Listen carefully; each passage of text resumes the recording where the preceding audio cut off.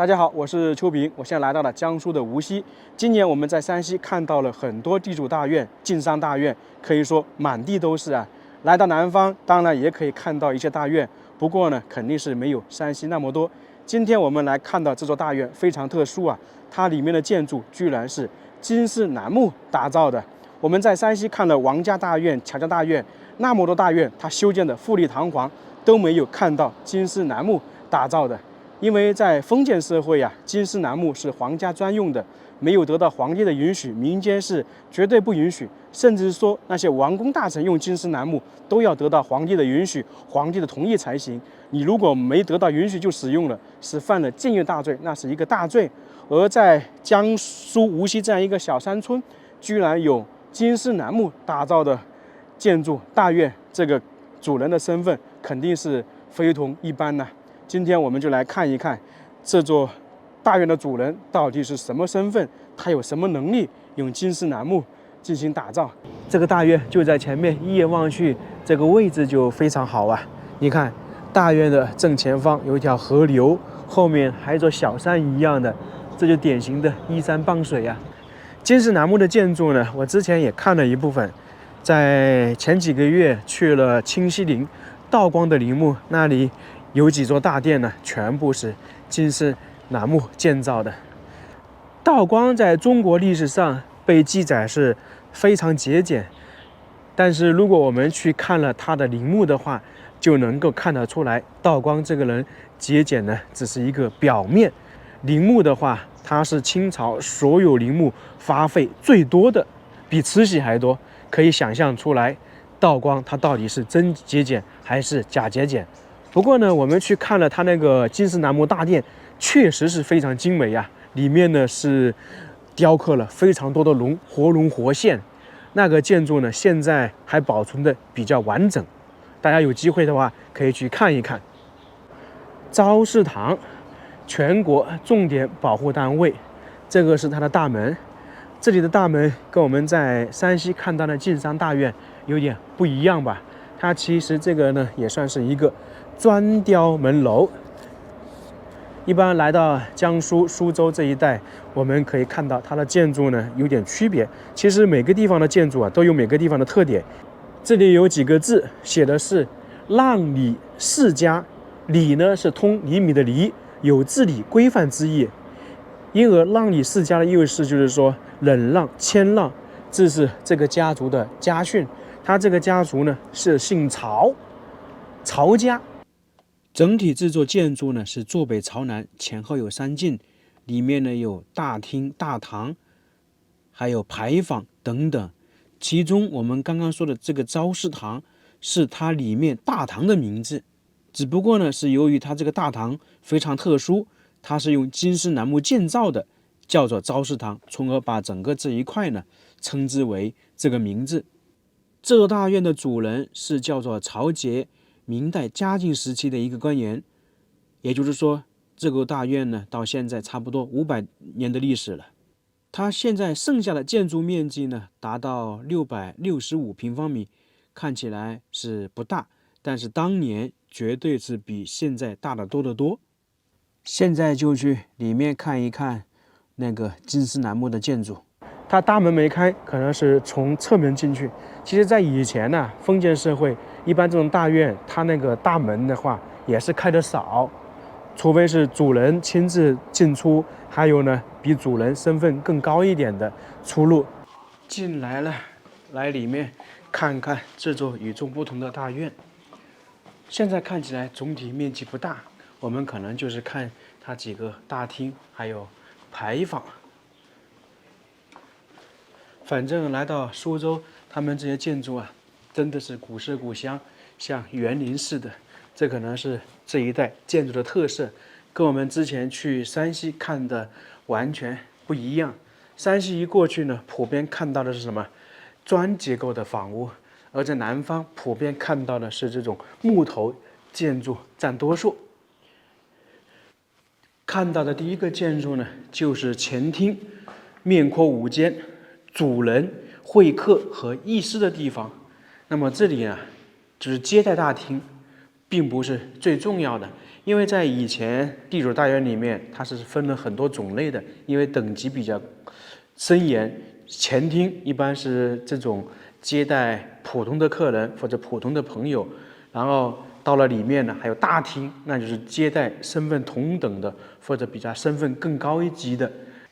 这一块呢，都是经过修缮的，上面还有个匾额“南宇生辉”。像这个前厅肯定是经过修复的，前厅后面就是大厅，去看一看。哇，过了前厅，这栋建筑立马就不一样。这就是我们今天重点要看的一座金丝楠木的房屋，在其他地方可以称之为金丝楠木大殿。这个地方它看起来真的是与众不同啊。我们这样看起来是面阔3间，其实呢，它整个房屋是面阔5间，采用的是我们经常说的明3暗5，因为在封建社会5跟9一般是不能使用嘛，算是代表帝王。我们经常看那些陵墓的话，面阔5间或者那个面阔9间，就是这个道理。这是一点。还有呢，大家看看这个房屋像什么，真的是与众不同啊！它中间高，两边低，有点像明朝的那个官帽，是不是很形象啊？确实是如此。他这个主人呢，就是明朝的一个官员，他中了进士，据说呢是那个嘉靖皇帝的老丈人，就是嘉靖皇帝有一个妃子啊，是这个主人的女儿。这个建筑一看起来全部是木头的，它整座这个建筑全部是用金丝楠木打造的，500多年了还能保持完好，非常少见的。我们看到金丝楠木大殿、金丝楠木的建筑，现在比较完整的应该最早是故宫以及朱棣的长陵，那像500多年的是少之又少了。我们在云贵川湖北看到一些金丝楠木的房子，那可能是属于清朝的，特别是那个湖北恩施有一座楠木老屋，价值8个亿。那么这栋房屋呢，我看起来单单从外表比那个湖北恩施那个楠木房屋啊更壮观更大，年代也更长，它是不是价值更高呢？去这个房屋里面看的时候，我们先来看看它这个院落。你看下面这些都是条形石，这里的石头跟我们平时看的又有点不一样。尽管说这里看起来是有裂缝，那么我敢肯定啊，这地方以前绝对是完整的，是没有断裂的。你想一想，这样一块巨大无比的石头，它完整的运过来是多么的不容易。从这里呢就能够想得出来，当时他们家族实力比较雄厚啊，曹家的实力雄厚。现在去这个里面看一看，单单从外表看的话，年代都非常久远。这栋建筑呢，肯定也是榫卯结构，没有铁钉，因为在以前建房屋的话，全部是榫卯结构。像这个门，这些木头也是历史的见证啊。不知道它这个门是不是原版的，还是后期修缮的。不过来到里面就明显感觉不一样。前面那些建筑大家看起来肯定是比较新，我感觉应该是经过修缮维护的。但是你看看上面这些梁，包括这个柱子，明显的就能够看得出来具有年代感。特别是这些大梁，应该是叫做船吧。对这些古建筑我不太擅长，没怎么研究。你想这样大的金丝楠木，肯定差不多是1000年以上，下面这些柱子都是差不多1000年历史啊。关键的是什么呢？它这些柱子上面明显的看得出来不一样吧？是不是打磨过的痕迹？我们往这边看一下，这些以前是有贴金彩绘的，上面可能有一些鎏金或者黄金贴在上面，这个就非常了不起，不得了了。这些全部都是有啊，因为明显看得出来是不一样的，这个真的是非常珍贵啊。你看经过500多年，这些柱子感觉呢，就像放在这里10年左右一样的，很新呢。而且那个树木的那原木色还能看得非常清楚。像我身后这些柱子呢，也全部都是金丝楠木那个材质，看这么大，应该起码有1000年的历史啊。因为金丝楠木它生长是极为缓慢的，有这样一句说法嘛，300年才能成材，500年到800年才能使用，1000年呢才能正式大批量的使用在那个建筑上面。金丝楠木为什么这么宝贵，会成为皇家专用的呢？因为金丝楠木它的材质坚硬，1000年不腐嘛。你比方说这样的木头，在外面日晒雨淋，或者是埋在那个底下呀，1000年不腐。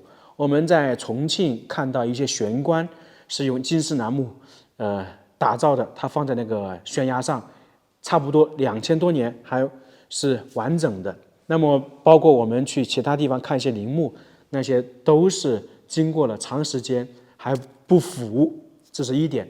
还有一点呢是蚁不能学，就是蚂蚁啊钻不透，其他的那个木头啊，蚂蚁很容易把它弄掉，这就是那个金丝楠木。像这个横梁，我猜想起码有1000年到1200年的历史。这上面真的是非常精美啊，贴金不知道当时贴了多少。那么我们就来说一下，他这个主人为什么能够在民间建造金丝楠木的房屋呢？这个房子的主人是叫曹节，他的女儿当时是嘉靖皇帝的一个妃子。在嘉靖21年发生了一个非常有名的事件，在中国历史上可以说是独一无二的。在当时有10几个宫女啊联合起来，想那个把嘉靖皇帝那个杀掉，最后呢是被皇后所救。那皇后把嘉靖皇帝救后，就把这些宫女啊处死，包括当时还有一个妃子，因为当时嘉靖皇帝据说是在这个妃子的那个宫殿休息嘛，那么就把她一起处死了。到了后面呢，嘉靖皇帝得知这个妃子啊是冤枉的，就给他平反了。那作为这个老丈人，嘉靖皇帝呢肯定会给他一些补偿。到了最后，这个曹节回家养老的时候，嘉靖皇帝呢就允许他，甚至说下令让他建这样一栋房屋。那这个曹节回到家乡之后，就建起了这样一栋房屋。这个材料全部是那个嘉靖皇帝允许的，甚至说这些金丝楠木都是嘉靖皇帝批给他的。当时曹节建这个房屋的名字是叫做香南厅，谐音呢是想女儿。后面是到了清朝乾隆年间，把这里改成加祠了，叫做昭示堂。也就是说，这栋建筑最开始是为了纪念女儿的。我们在山西看了很多柱础石，那些都比较高。你看看这里的是不是与众不同啊？它这个柱础石像一个盆，倒扣的盆，这就是典型明代的特色，柱子放在这个上面，很有意思啊。这种建筑也比较少见了。现在我们刚刚说这个房屋呢是明3暗5，那么暗2在哪里呢？就在这个角落。这边一间，那边一间，中间3间，大家发现没有？这个是不是一个凸字形的？这个建筑就很有意思了，比较少见了。看完了大厅里面，我们去后面看一看，这些全部是金丝楠木啊。像这一块的相对来说小一点，估计800年左右吧。在这边发现一个房间，就是我们刚刚说的那个暗2。2间之一，我一开始以为是那个下人居住或者放东西的，没想到啊，这个是主人房，主人和内嵌日常起居之所，分为那个起居和卧室2部分。那么主人当时可能就在这里休息。这一块就是我们刚刚看到的房屋里面，在那个大厅里面，这个柱子明显就比我们刚才边上看到的更大。这边又是一个房间，看看是干嘛的？哦，书房。古人十分重视书房的建设，讲究书房的高雅别致，营造浓郁的文化氛围，可读书，可吟诗，可作画。这个主人曹节他是进士出身，就相当于是通过科举考试出来的，那么他的文化文学素养还是挺高的。特别是我们看古代科举考试遗留下那些答卷呢，上面的字迹非常工整，不涂改。因为在那个时期啊，涂改或者字写的不好看，基本上会被考官先刷掉的。就像这些字，特别是我们看一些张元的那个答卷呢，他写的字基本上就跟这个样子，很像印刷出来的。在封建社会有这样一种说法：见字如见人。你如果字写的不好的话，像那些人就会评价你一般；那么你字写得好的话，第一印象就比较不错。现在来到了这座大厅的后面，可以看到呢，这里有一些石牌坊遗留下的痕迹，还有2只狮子。这也是这座大厅它的奇怪之处。我们经常说房屋是坐北朝南，大门朝南开，而这里呢，它的大门其实是朝北开的。我们刚才那边进来的是它的后门，这个是不是非常奇怪呀？这个是极其罕见的。为什么会出现这种情况呢？我们刚才说了，它这座建筑呢是那个皇帝御赐他的，他的女儿呢又是在北京去世，从而他就把大门朝北开，朝向皇帝，朝向紫禁城嘛，相当于是他那个叩谢叩拜皇帝一样，这是一种。还有呢，就是说他的那个女儿啊是在北京，他想招魂，封建社会有这种说法嘛。那么大门朝北开的话，他女儿就可以一路南下，是这样的说法的。前面呢还有2只狮子，这个狮子呢是朝南方向，正常是这样的，但是呢，它又现在是在那个回首望，因为又朝北，这个跟我们刚才说的意思其实是差不多的。在这里为什么会有牌坊呢？据说这个牌坊大概是清朝建造的，因为这个建筑呢，在明朝的时候还是属于他们家里的大院，用来居住的。到了清朝乾隆年间，就把它改成祠堂了。也就是说，有祠堂的话，那么自然而然应该就会有牌坊，是这么由来的。从明朝嘉靖到清朝乾隆，这个家族呢也算是传承的比较久，差不多300年。这个在封建社会也算是一个大户了。整个大院不是太大，到了这里我们就差不多看完了。那么大家觉得这种建筑金丝楠木的价值多少呢？现在是全国重点文物保护单位，也算是无价之宝了。反正我在湖北恩施看到的，据说是价值8个亿，那么这里肯定也可以的。